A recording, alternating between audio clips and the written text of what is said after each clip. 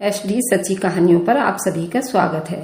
हम 3 भाई बहन थे। भाई बहन में मैं सबसे बड़ा था और मेरे घर की जिम्मेदारी मेरे सर पर थी। मेरी अभी नई नई नौकरी लगी थी और घर के खर्च भी उतने ही थे।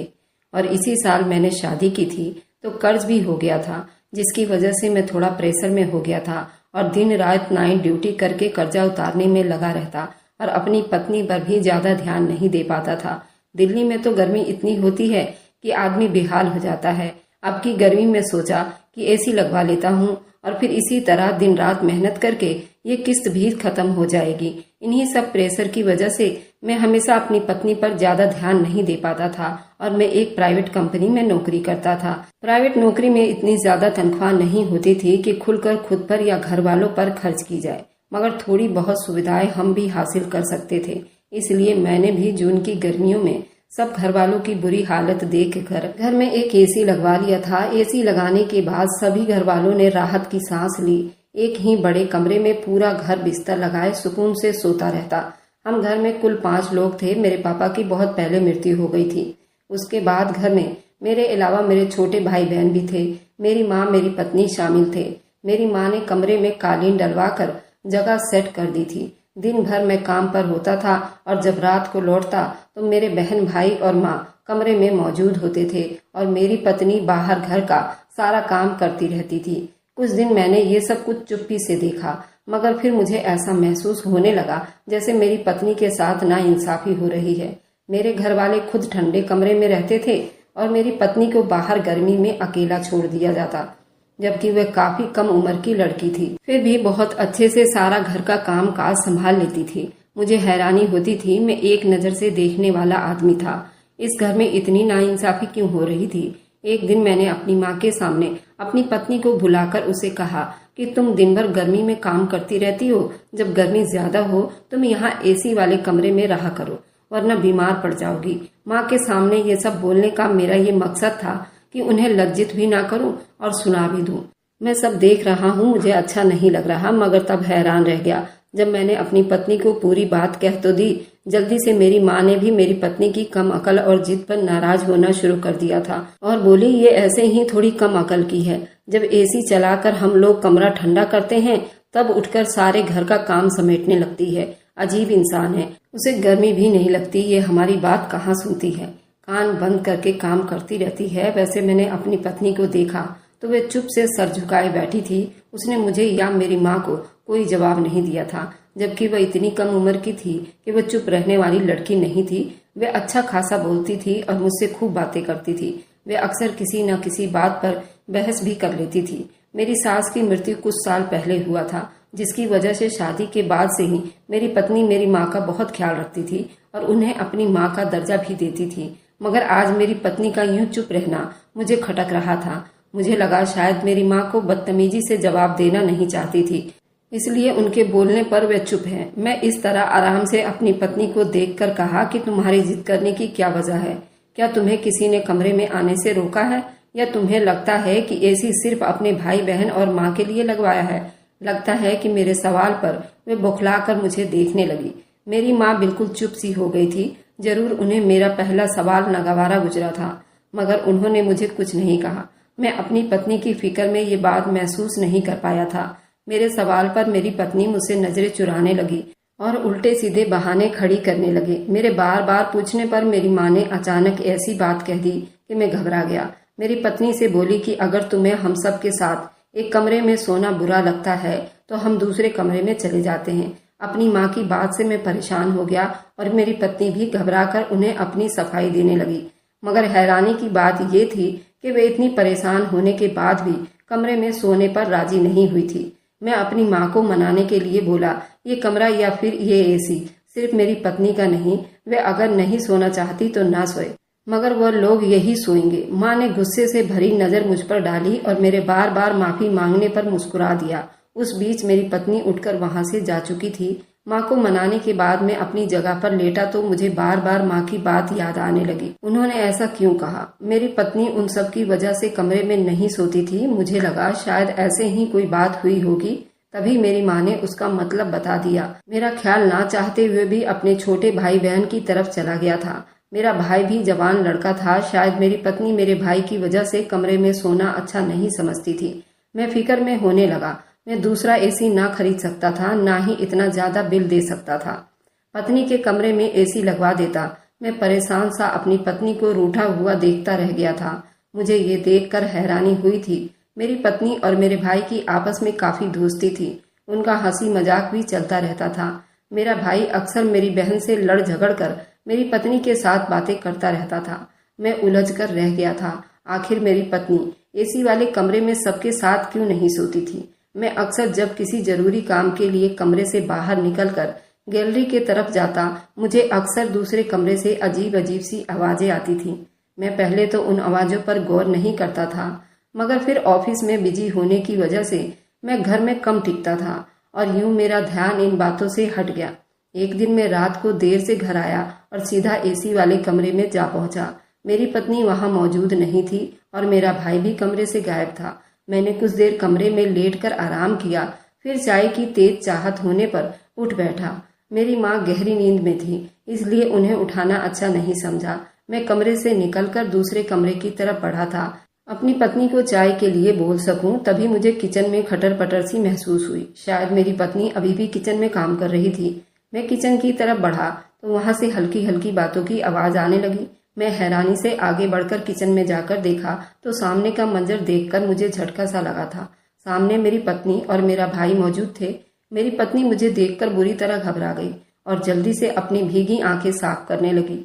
मेरा भाई केतली से गरम गरम चाय निकाल कर कप में डालने लगा, फिर अपना एक कप उठाकर किचन से निकल गया। मेरी पत्नी मुझसे पूछने लगी, अगर मैं चाय पीना चाहता हूँ तो दूसरे कप में ले लूं। उसकी आवाज में भी भारीपन पैदा हो रहा था। मैंने ना में सिर हिला दिया और आगे बढ़कर अपने लिए खुद का चाय बनाने लगा। मेरी पत्नी चुप से एक तरफ सोच में बैठी थी। मैं उससे पूछना चाहता था, वह रात के इस पहर अगर मेरे भाई के साथ किचन में अकेली खड़ी हो सकती है तो फिर एक कमरे में सोने में क्या मुसीबत थी?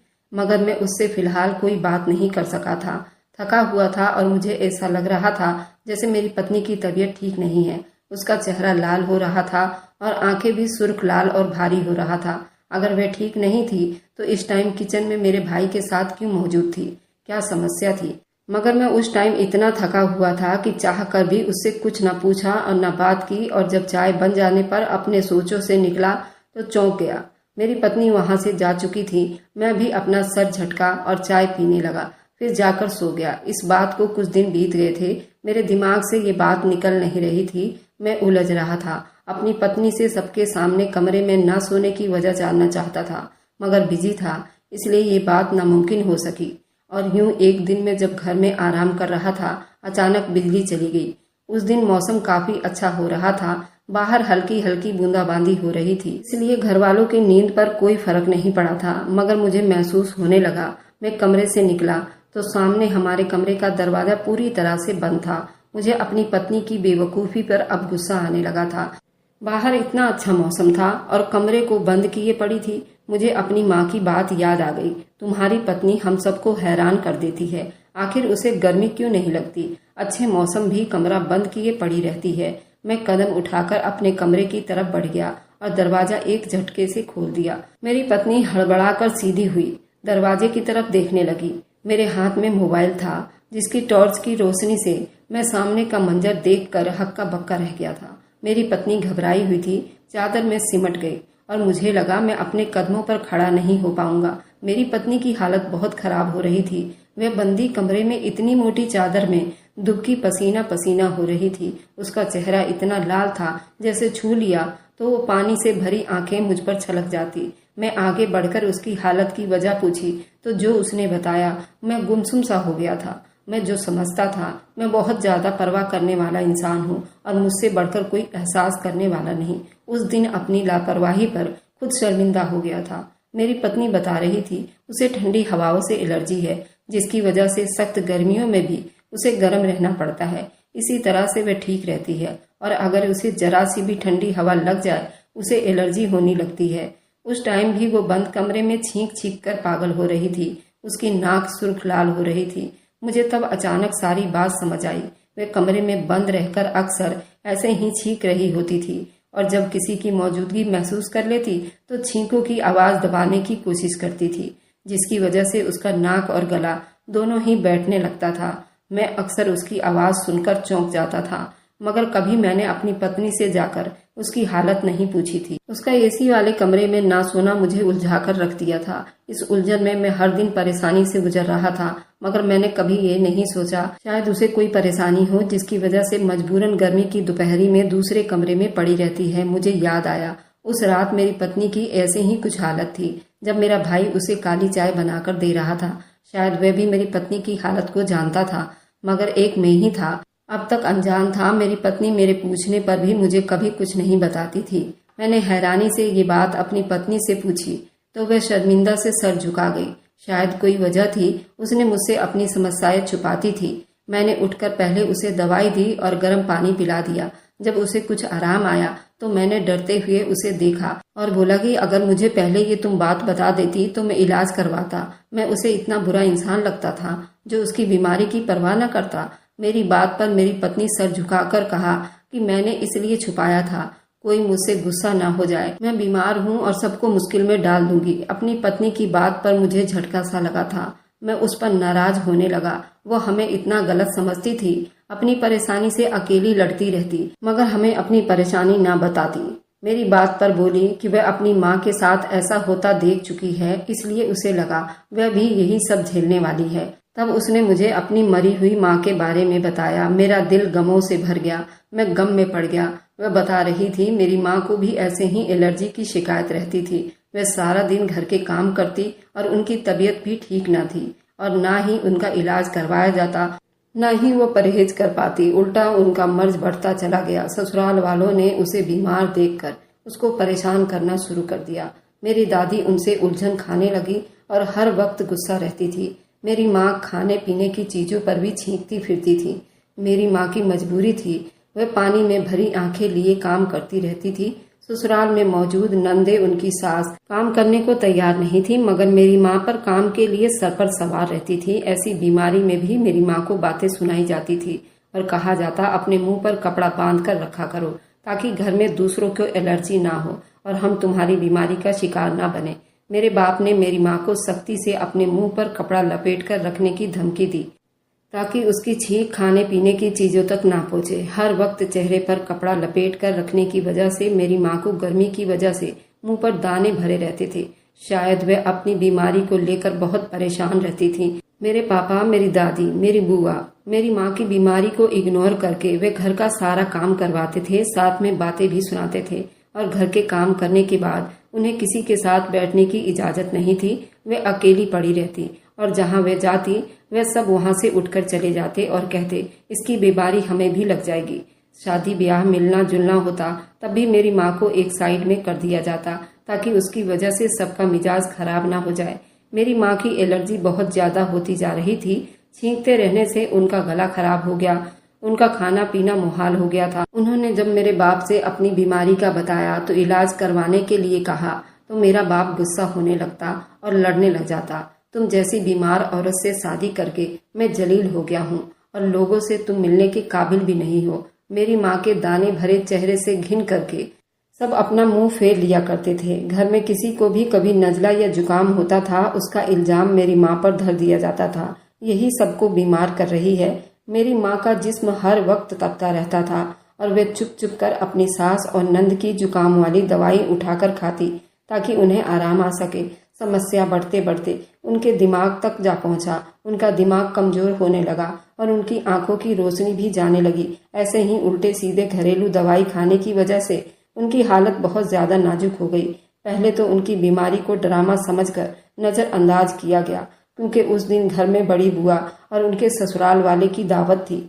मेरी दादी गुस्सा होने लगी कि मेरी माँ काम से बचने के लिए ऐसा कर रही हैं, मगर जब भी मेरी माँ ऐसी हालत में पड़ी रहती तो मेरी माँ की बेइज्जती करते हुए मेरी दादी छोटी बुआ ने मुझे साथ में लेकर खुद मेहमानों के लिए खाना बनाने लगी और साथ साथ मेरी माँ को भी बातें सुनाने लगी। मैं समझदार थी और अपनी माँ की बीमारी को अच्छी तरह समझती थी। मेरा दिल उनकी बीमारी को देखकर खून के आंसू रोता था। मुझे भी अपनी माँ की तरह कभी भी एलर्जी का शिकायत हो जाता था, मगर मुझे हर बार दादी दवाई देकर ठीक कर दिया करती थी और वह दवा खोज खोज कर थक जाती, मगर मुझे कुछ समझ न आता था कि आखिर वे कौन सी दवा देती थी जिसे मेरी दादी मेरा इलाज कर रही थी।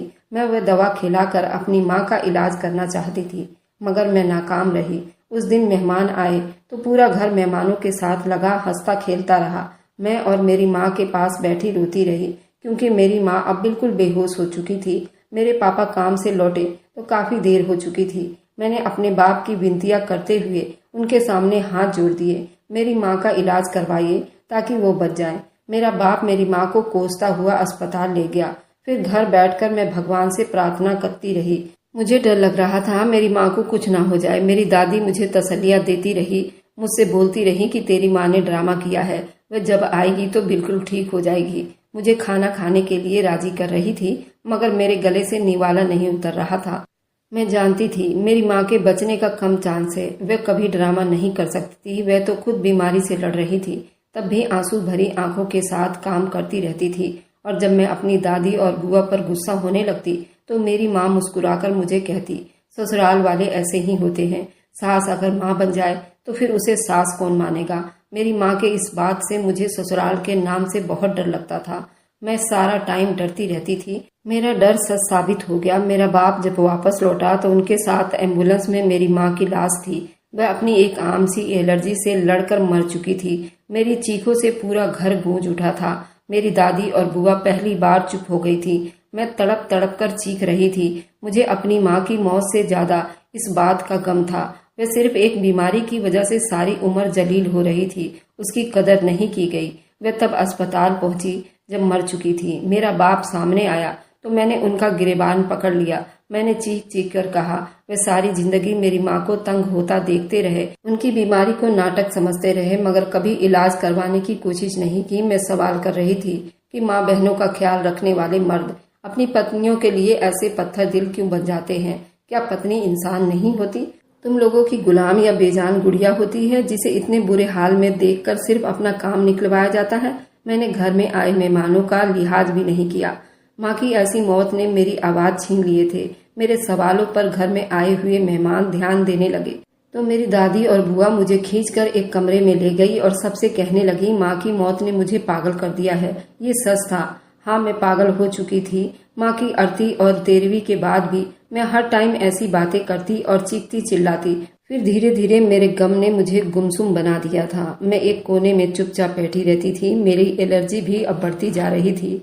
मेरे बाप ने मेरा इलाज करवाने की कोशिश की।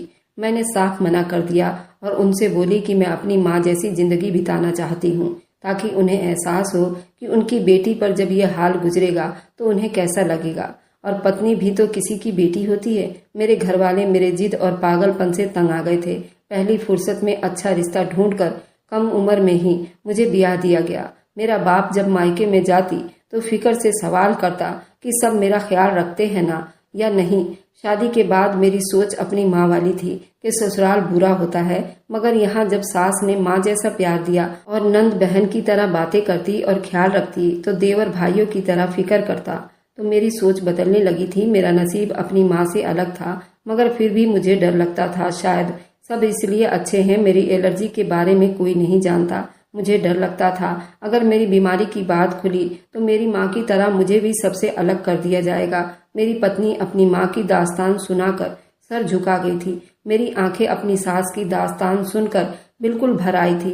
मुझे अपने घर वालों पर फक्र होने लगा था। मेरे भाई को जब मेरी पत्नी की हालत का पता चला तो उसका ख्याल रखने लगा था और दवाई भी लाकर देता था। मेरी पत्नी के मना करने पर उसने हम सब के सामने कोई बात नहीं की थी। मैं अपनी पत्नी को डॉक्टर के पास ले गया। मेरी माँ और बहन को पता चला तो वह भी मेरी पत्नी का ख्याल रखने लगी और पहले से बढ़कर ध्यान देने लगी। ठंडी हवाओं के चलते ही मेरी माँ को पहली फिक्र मेरी पत्नी की होने लगी थी। मुझे खुशी थी कि हम बीमारी को जुर्म नहीं समझते। अपने आसपास ऐसे बहुत से लोग मिलते हैं जो अंदर ही अंदर सहन करने के आदी होते, चाहे रोए हो या तकलीफ में हो, किसी को खबर नहीं होने देते। खबर हो जाए तो उन पर जिंदगी नर्क बनाकर रखती जाती है। मेरी सबसे यही विनती है, किसी की बीमारी से घिन ना करें, उसकी साफ सफाई और इलाज का ध्यान जरूर रखें। बीमारी तो किसी को भी लग सकती है। भगवान हम सबको इस तरह के बीमारी से बचाए और उनका ख्याल रखे। उनकी बीमारी को उनका जुर्म ना बनाए। वह तो पहले ही तकलीफ से दो चार होते हैं, इस पर हमारे व्यवहार उन्हें और भी बेमौत मार देते हैं। अगर आपको आज की कहानी पसंद आई है तो वीडियो को जरूर लाइक कीजिएगा और अपने दोस्तों के साथ शेयर भी कीजिएगा। और हाँ, अगर आपने अभी तक हमारे चैनल को सब्सक्राइब नहीं किया है तो जरूर सब्सक्राइब कर लीजिए। मिलते हैं हम अपनी कल की एक नई दिलचस्प कहानी के साथ। मुझ पर सदा अपना प्यार और स्नेह बनाए रखें। सभी को मेरा प्यार भरा नमस्कार दोस्तों।